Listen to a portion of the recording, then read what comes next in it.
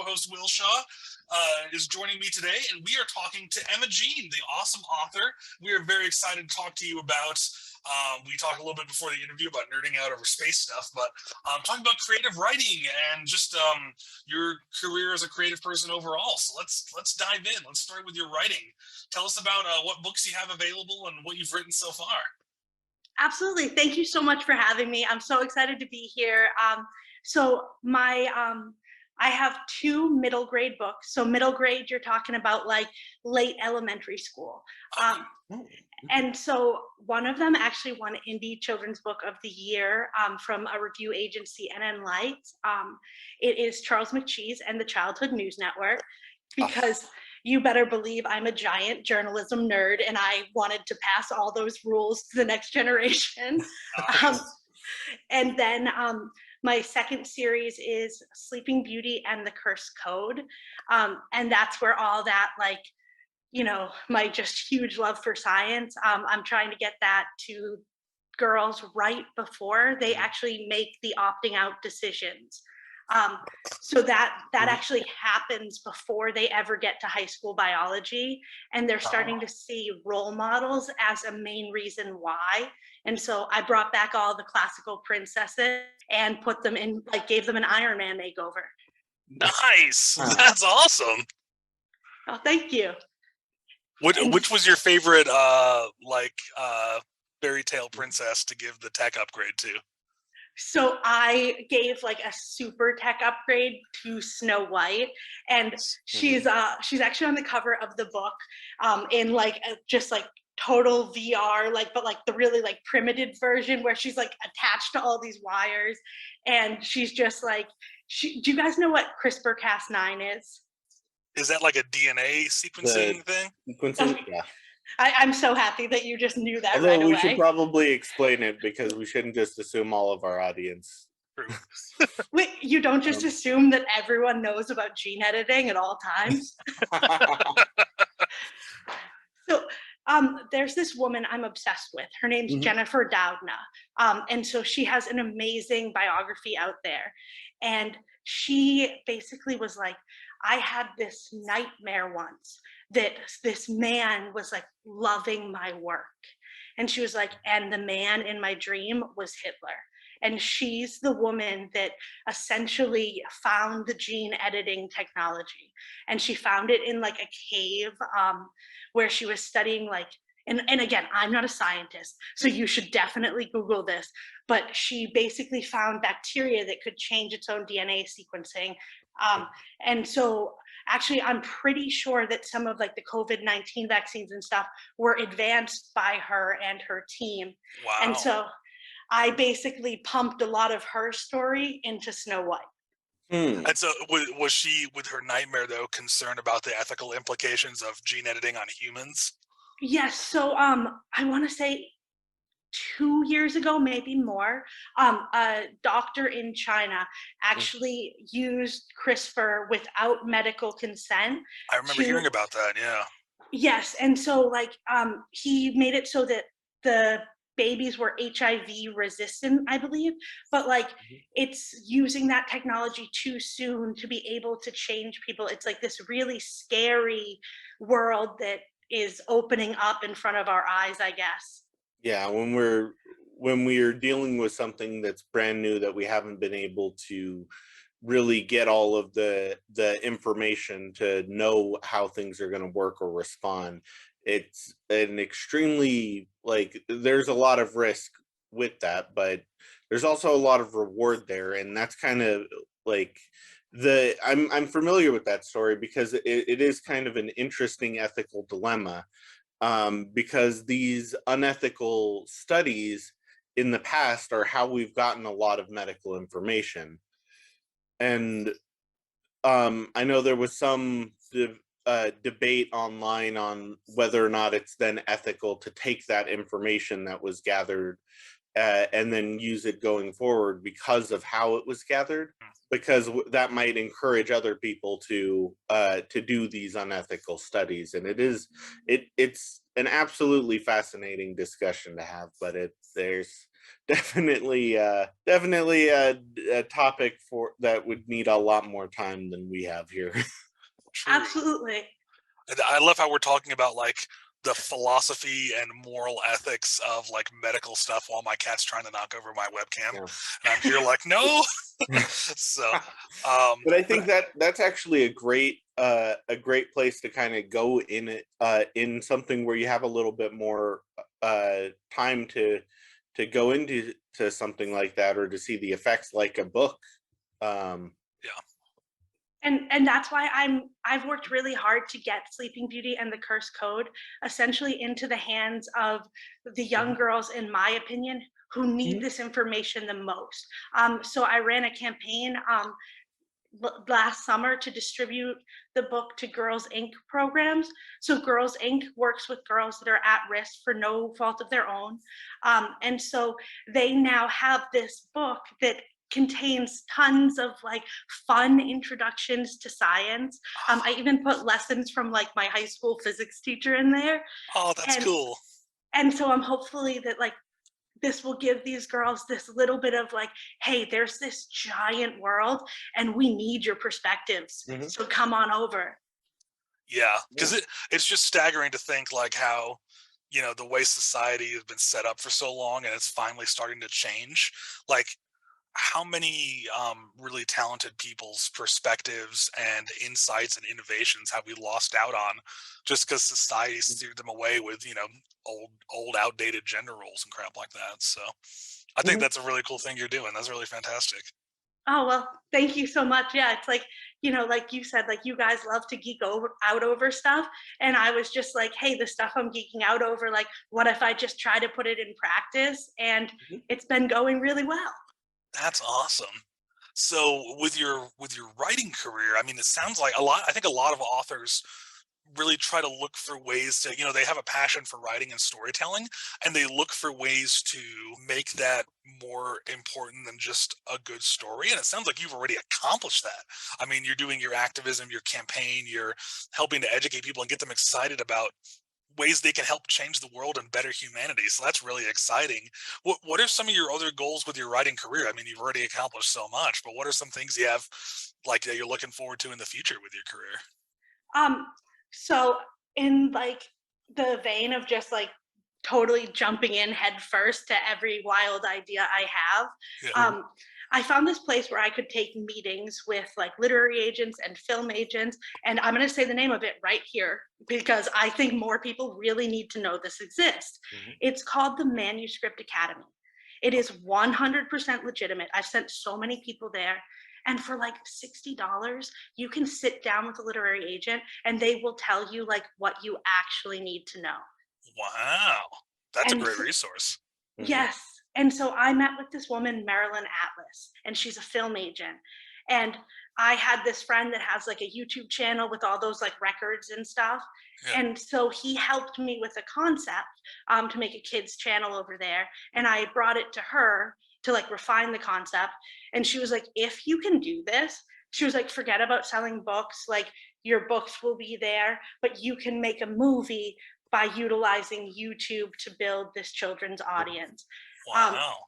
And so actually you performed at Story Wars. And so Story Wars was actually just a way for me to start learning about YouTube, growing a presence and a following, and developing those skills so that I can get this children's network up and running over on YouTube. That's awesome. Okay. That's really cool. That is really cool. And thank you so much for performing. Your story was amazing. And I love, thank you.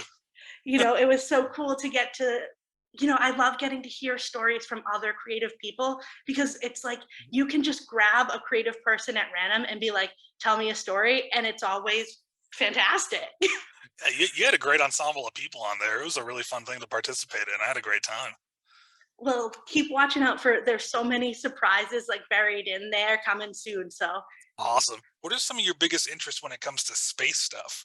I know for me lately, I've just been looking at all the James Webb Telescope images, and then also the recent DART mission where they did that asteroid collision is fascinating also. So for me, I am right now, like I'm kind of obsessed with like the tech space race. And I like met this woman totally like not realizing that this would be happening. And her Instagram handle is at your female engineer. Her name is Joan. And Joan works at NASA, but she used an NFT and she got an NFT through Blue Origin. And she is one of 5 people in the running to be a citizen's astronaut and be like essentially the first person to go to space through like blockchain technology. What? I have many questions. Yeah. So it's where Go she's able to fund her trip as a private astronaut, not a government contracted astronaut, through the sale of her NFT. Is that how it is, or? So here I'm gonna get outside of my knowledge base a little bit. So, but I would say I think that everyone that bought the NFT through Blue Origin, like that's how they entered the contest. And so I think then like Blue Origin picks them and sends them to space. Interesting. Okay. That's a weird way to like, because I think it was SpaceX has it where they're just like, hey, we're gonna go do that mission to orbit the moon, and it's however billion dollars for a ticket, and then and then that one billionaire, there's my cat's tail, that one billionaire in Japan, I think it was Japan, he bought like all the tickets and then said, let me pick, notable citizens or artists or teachers, and I'll just pay for them to go up there. So doing it through an NFT is a weird way to do it, but that's interesting, Well, like I also think though it's like a really cool way to be like, like so many people are so hesitant about blockchain technology, and like to start to okay, and so to like start to see like, hey, like these people that are like over there working at NASA, like they're people that understand this technology and are using it, and then like over at Blue Origin, like they're using it, and like for me that's so inspiring because what I'm really afraid of, if you haven't picked up yet, I'm kind of a feminist, so like bear with me. So are we. It's good. Is like I feel like I'm watching Wall Street get rebuilt online, and no women are showing up. Oh wow.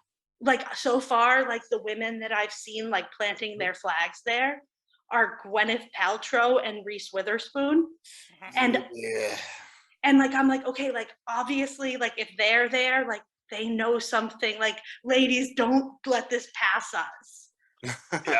Well, I think I should clarify real quick though. The reason I'm hesitant about blockchain technology is 1, I don't understand it, and 2, I'm skeptical of anything that, like you said, involves Wall Street or just like kind of new frontier capitalism is just kind of scary overall, So yeah, absolutely, and I think like that risk tolerance and stuff like that, that has to be cultivated, and a lot of very wealthy people that have a long history of privilege are now like, hey, I already have that risk tolerance, and they're like head first and walking away with more money than anyone in history.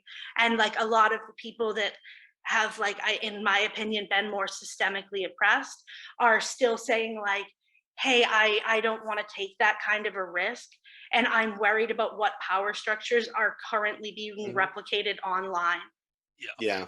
I think that that's definitely an important factor to think about when we are moving with any type of new technology, is that the way that everything has been put into place, we've set up some individuals to have the capacity to take on risk and be able to get those type of rewards, whereas a lot of people that didn't have as much privilege, either from like rich family or benefactors, or already having a support system in place in the real world, haven't been able to really take advantage of what the new frontiers, as Josh put it so eloquently, are offering. Absolutely, yeah. And I have a friend, and he has a high school degree, like no advanced training or anything like that. And he is obsessed with this thing called like FIRE. And it's like all about like found income, retire early. I don't know, he's much younger than me. And he took a job at Walmart and was able to make $100,000 in passive income using these principles online. And like, again, like offline, I can like connect you with him and he can confirm that this is all true. Well, If that's I'd like to something have him on the podcast and be like, let us pick your brain, because I have many questions. So honestly, I'm actually trying to get him on board to get developed, because I'm like, you are the person that people need to hear from. Like, you're the inspiration people need to see. Wow.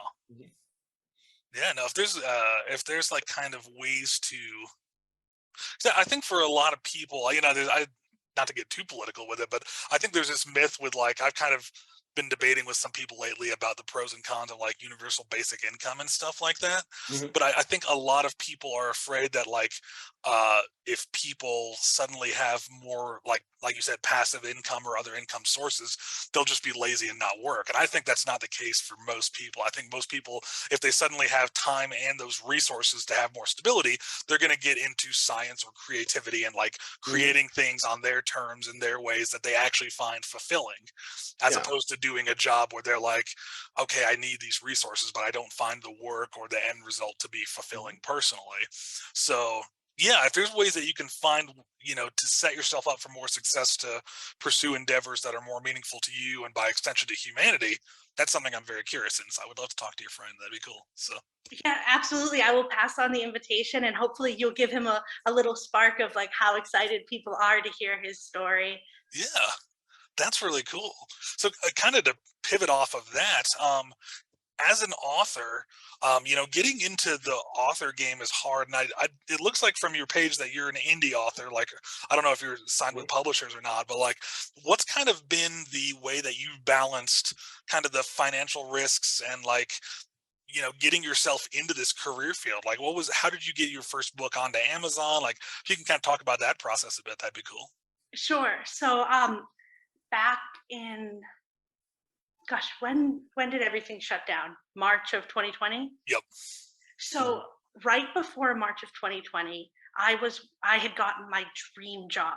I was a founding school counselor at a charter school in like a really disadvantaged area.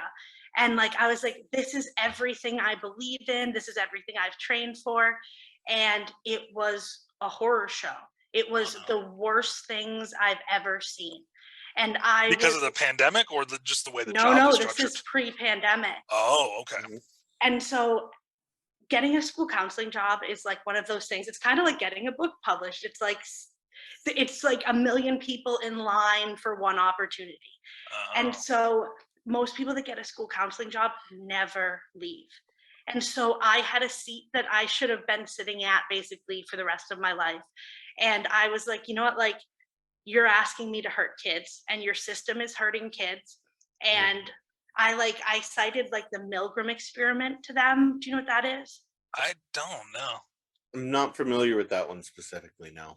So, and I hope I'm getting it right. Like, I don't have any notes, so this is all coming from my head. But essentially, That's all right. The internet will roast you later.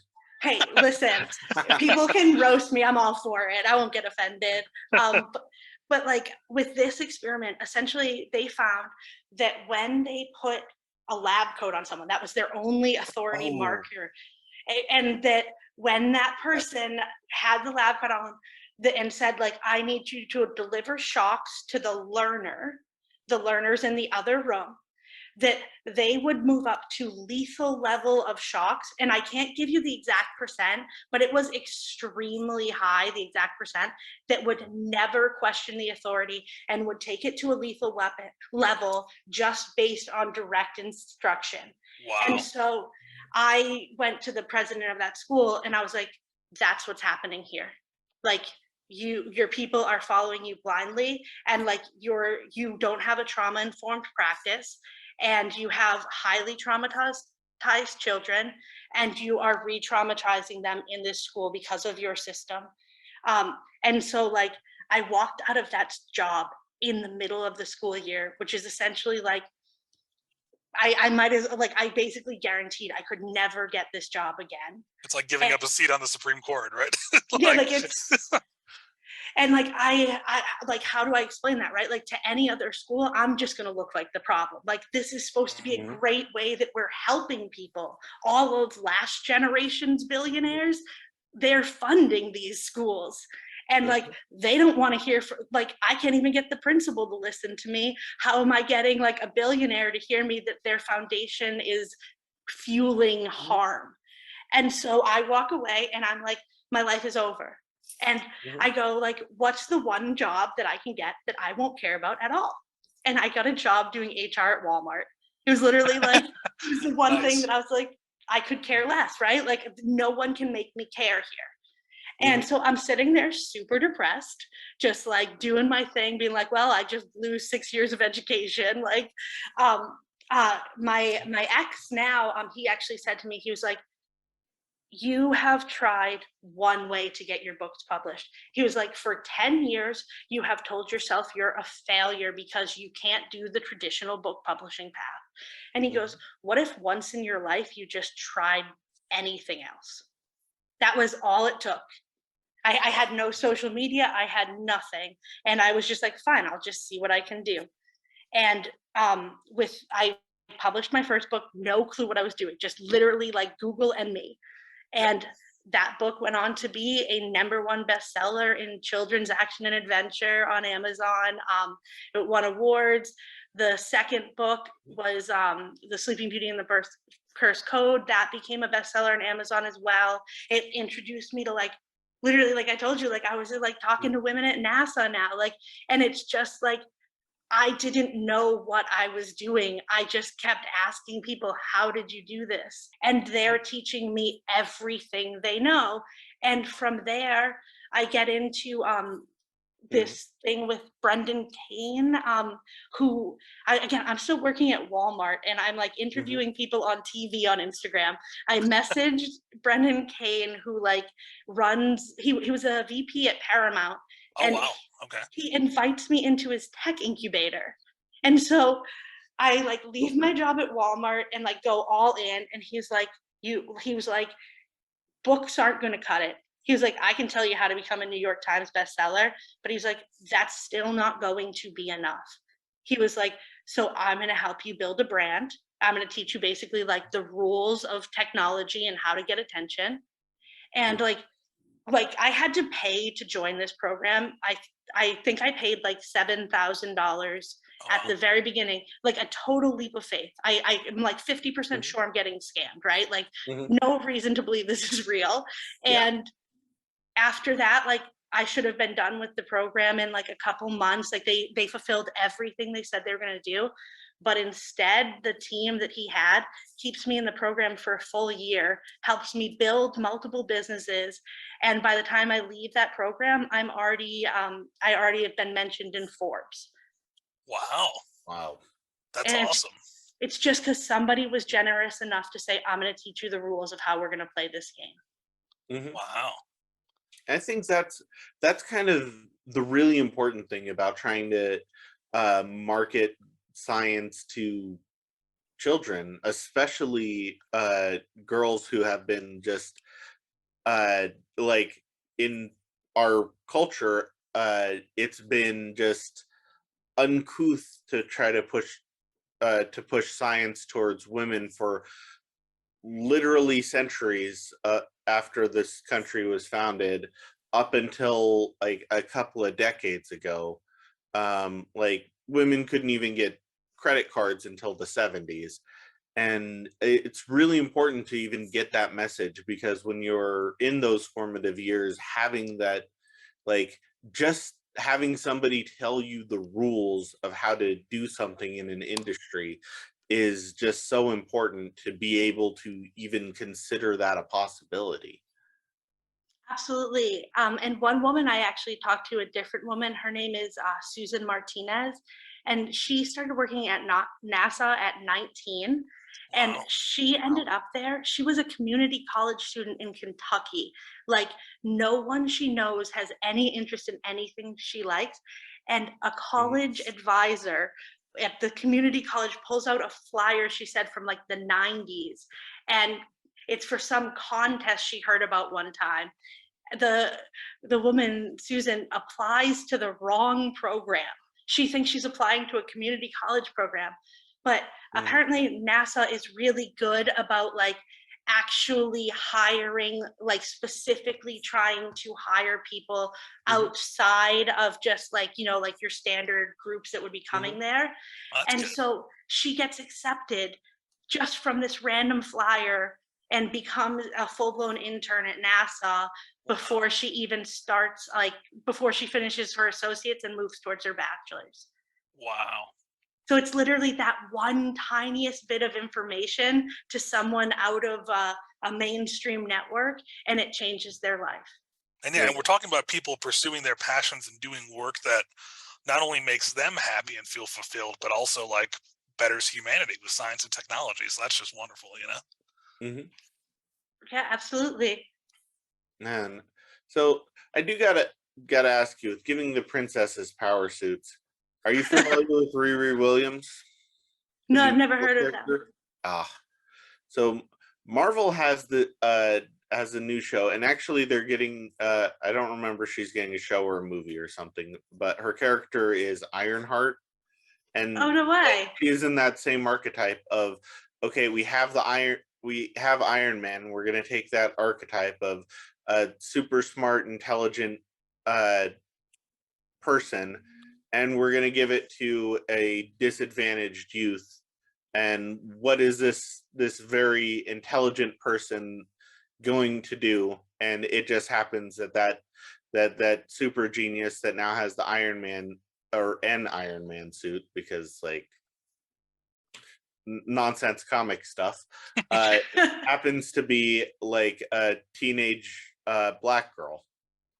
She'll be in the new Black Panther movie that comes out November 11th. They said. Oh yeah, that'll be her premiere, and then she's getting her own Disney Plus show afterwards. Yeah, and so I'm a nerd role fulfilled. Yes, thank you. I didn't know she was going to be in the new Black Panther movie. Yeah, but I think that kind of just goes to your point of, now we are seeing, thanks to people like you, this change in how things are being marketed. Like who is allowed in the science field, what a genius in a power suit can look like. And it is really cool to see that shift in real time through just different media points. Because I mean, like Disney, it's 100% profit motive. Everything they do, they don't do anything because it's good for children, it's good for an audience. No, Disney is there for money. And so if Disney is making a decision, it's because they've determined that's going to be the profitable market to go into. And so to see this this new archetype of the science girl come in and be that, for a company like Disney to spend billions of dollars producing that movie, it's showing that change in culture, which is just awesome to see.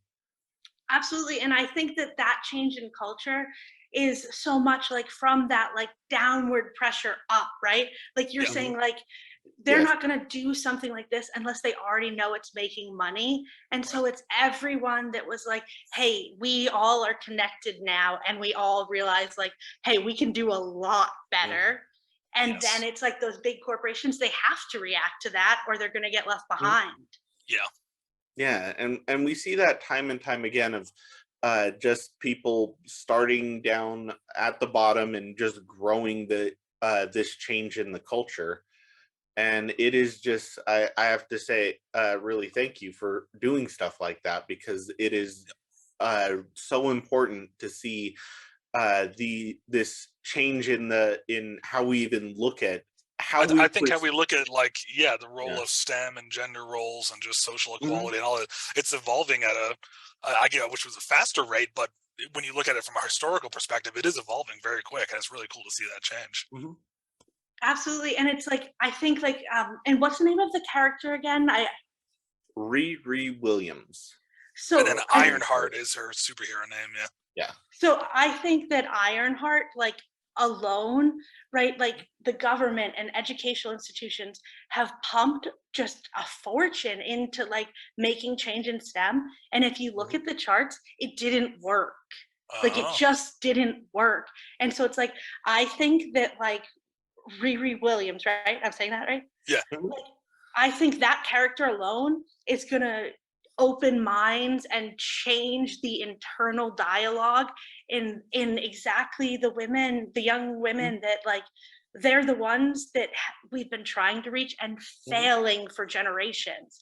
And so like, yay Marvel, like you're about to change the world with this character. Yeah, and I think the other because Riri Williams came out at the character Ironheart came out at a time where Marvel was introducing a bunch of new characters and a bunch of younger characters for their new Avengers, and we did see like Ironheart. We saw the new Miss Marvel, Kamala Khan, and we've seen a bunch of other younger characters. America Chavez.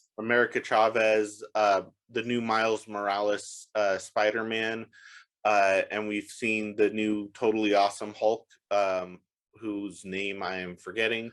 But I didn't realize it was a new Hulk. I'm behind on that. The She-Hulk, the lawyer show, right? So this is a different new Hulk where it's a younger Asian kid gets the Hulk powers. She-Hulk's been around for a long time. She-Hulk goes back to the 60s or 70s, but yeah, I've been watching the show. Yeah, so one of my friends is an actor on it, so I've been keeping up with that. It was fun to see Daredevil on the last episode. That was cool. So. Well, tell your friend that I'm a big fan. I like that show. So you know the guy who dates her, and then when he kind of dumps her when she's not She-Hulk. Oh yes, that's my buddy. That's my buddy Michael. So yeah, I was congratulating him on his. I mean, he was in like 3 episodes. It was a really good. He was really good. I know exactly who you're talking about. That was so fun. Yeah. So I'll tell him you said hi, that you're a fan. So. Yeah, thank you. Yeah. But I think the other important thing with these other characters is that the target audience is really shifting with those, and like Marvel doesn't make any money on the comics anymore. Like. Sure. Period. Those are testing grounds for stories and characters at this point, but the movies are where all of the money's being made. And now to see that generation of characters, and they got like a lot of hate from existing comics fans for various different reasons. Some of it deserved, some of it just entirely out of left field. But to now see that development changing the like. And it's not just STEM, but it's also the fantasy, like any type of fantasy genre, sci-fi. We're seeing like the change in demographics for like the Rings of Power, the changing face of who the new Avengers are going to be, of this cultural shift through like that's really coming up through media, through consumption of like what's influencing children into the next generation. And I think that is really kind of what we need to be looking at, is like what are kids into.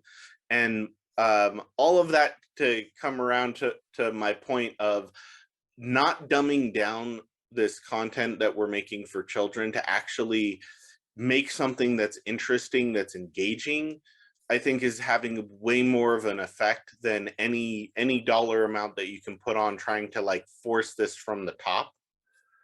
Of just getting somebody interested in something has just a massive effect on the entire industry. Oh, I totally agree. And I'm thinking of the movie. I'm sorry if I said this wrong. Shang-Chi, is that? Shang-Chi, yeah. Shang-Chi. And I watched that. It was like I was obsessed with that movie, and his sister in that movie. At the end when she's like I couldn't. My dad wouldn't let me into his empire, so I had to build my own. And I was like, that's what young girls should hear. Like, go build your own empire. Yeah. No, absolutely. Having those, like, we're now what, a generation or two into this change since the civil rights movement, and we're just now starting to see like massive changes over the last 20 years. Or hang on, I did not phrase that well at all. So 30 years on, like a generation on from the civil rights movement, we started to see the changes. So over the last 20 years, we've started to see a lot of these changes that actually came through the civil rights movement. And now that we're starting to see other changes, I'm really hopeful because we're at another generational step since we've started seeing like that archetype of the science girl in media. So a lot of girls that have now had that chance to grow up in a world with those type of icons, we're now starting to see them come up into adulthood. And so I'm very excited to see what goes forward, and I'm hoping we get a lot more media like what you that create, around Emma. the Yeah. world. Mhm. Well, thank you. And I'm actually like, I'm super optimistic about the next generation that's coming up as well, because I'm like, these children are digital natives. They've grown up like on TikTok. If you want to perform on TikTok, it's all about delivering information, right? And so like these children are growing up where it's like they consume information for sport, like, and they can do it and they can create with ease. I created a company with my 9-year-old son. It's like, and it was like I was learning about drop shipping, and like he I don't likes even know what YouTube. that is. Oh, drop shipping is awesome. You can like basically like if you want like your own stores to sell, like he has a t-shirt store, like you don't even have to have like overhead. You just upload your designs and run your website, and it's just you make profit on sales and you don't have to do anything else. Wow. And it's like it's all drag and drop, like it's not that hard. But he wanted to do this, and like he's like obsessed with YouTube, and so like I actually learn a ton from just like figuring out what he thinks is interesting. And then like I started talking to a lot of his friends, and like they like some of his friends have come over and like designed t-shirts for like his thing, and then they like to like do like voices for some of the cartoons I'm working on. And for them, like none of this technology is remotely scary. They're like 9 and they're like pushing me out of the way to get on my MacBook, and they're like moving the cartoons. And it's so I'm like, yeah, like a 9-year-old has skills that I think like most 30-40-year-olds wish they had. Yeah. That's really cool. That is awesome to see. So with the because I have to ask, because I'm an illustrator, with the cartoons that you're producing, like how are you going about getting like creating the art assets? Like we know that you're an author and a producer, but are you also an artist as well? Oh no, no. Like it, I can't draw anything at all if my life depended on it. So like I use right now a software called Animaker because it's super fun and easy to use, and it's puppet animation, and you can customize your puppets, and there are even a few like animal puppets in there. But I'm actually moving over now to Adobe CH, I think it is. And so for those, I'll be hiring animators that will literally draw like one character. And then I don't have the skill set yet. So there's a guy I know from Fiverr, and literally, if I could endorse anything, like people use Fiverr. I do a lot of freelance writing on there. It's a good site for sure. Yeah, it's so good. And he'll turn those into puppets. And so I'll literally just take the art, and then like whatever I see, I can just make it all happen without actually being an artist. But if you are an artist, yeah, you should do this stuff. Well, to pedal back to writing, what like if someone wanted to start writing books and trying to make positive social impact like you've done with your books, what would be the first piece of advice you'd give them if they were, had an idea for a story or like an issue they wanted to explore? Like, what would be the advice you'd give them as a writer? It would be get on social media now. Hmm. Start I have friends that do stuff called like book selfies, where they literally like as they're writing their book, they upload a piece. So like having that like social tie-in, it's really good like motivation, but also what you're gonna need if you want to get a literary agent, you've got to, this is like the hard truth, right? Like there's a line, and I'm pretty sure like right now I'm looking at like a line that's at least 40,000 people long. So like when you hear about like the query trenches and the sludge pile and all of this stuff, before you're like, hey, I'm going to get into that and I'm just going to make my work great, remember you're getting into a 40,000 person line, so don't get hurt. And if you're going to cut the line, it's the only way you're ever going to get noticed. So it's like thank God I spent 10 years querying, if I'm being honest, because I haven't really had to write books since, because I just kept writing more books and thinking next time they'd notice me. So now I just say like, write publicly, announce yourself as an author. Don't do the like, I'm aspiring and I'm waiting for someone to give me permission, because the only person that's going to give you permission is you. And so give yourself permission, figure out how to do it. I have like my partners from Story Wars. We originally got together to put together like, we have like I'mAnAuthor.com, and we have an academy through there. And so like, if you really feel like you need it, like people can always reach out to us there. And like my buddy like Lee Hall, that's part of it, he moves 10,000 books of his at a time. Like he's like a genius with this kind of stuff. And I'm like, I still can't believe that when I was like, hey Lee, want to work together, he was just like, yeah, sure. And so it's good to have friends. Yeah, like I started to feel like I'm basically like at a party and just like asking out the equivalent of the supermodels, like, and they're all just like, yeah, sure, why not? And That's so awesome. be brave and be bold and just go get it. That's great advice. That's awesome. That could be the name of this podcast episode. Be bold and go get it. I love it. From author Emma Jean. Fantastic. Yeah, I think that's like, give yourself permission. Like that is just such an important message that I think everybody needs to hear of. Like there is nobody who is going to like there is, not only is there no reason to not do the thing you want to do, but if you're just waiting for somebody to tell you you're good, like you're good enough, like I think there's, as a young artist who is an aspiring comic book artist, there was some hope that one day Stanley is just gonna come into your school and be like, you got it, kid, you're up. But like, yeah, that's not how any of this works. And it's just important to get into that mindset of like, the only person whose permission you need to act is your own. And that is just such an important message, I think, to let everybody know. And I think for me with that message, I always try to tell people to like, go friends and family last. Strangers, work with people at the exact same moment as you, and they'll support you and you'll grow. And people that know you will keep seeing you as small until way later. Yeah. Or worse, I think they'll you're right. tell you like the mom answer of, oh, that's wonderful, sweetie, you're so talented, which is the worst thing that you can hear as any type of creator. Because it's like, I appreciate mothers, but your advice is useless.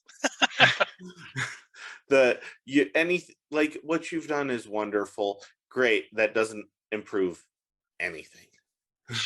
I know, absolutely. Like the blind like approval, like the unconditional love approval, like that doesn't help us move too far either. Being open to the people that might be like, hey, like I see you've worked super hard on this, but like I need you to maybe like start on chapter 1 and like really clean it up. Like that's always so hard to hear. But like people that are taking the time to like share that information, they have no reason to do it other than they're genuinely trying to help. Yeah, and being able to embrace constructive criticism is like a huge step to being successful in any field, I think, Those are, the two big things I think for any creative is being able to accept critique and to not just like be destroyed by criticism. And the first time I got like a bad review, because I have like a bunch of books that I never published. And I had a friend that like I knew was a really harsh critic. And so I showed him one of my early books before I showed anyone else. And it was like, I thought this was like the best book ever. And he tore it apart. And I was like physically sick for 2 days. Oh gosh.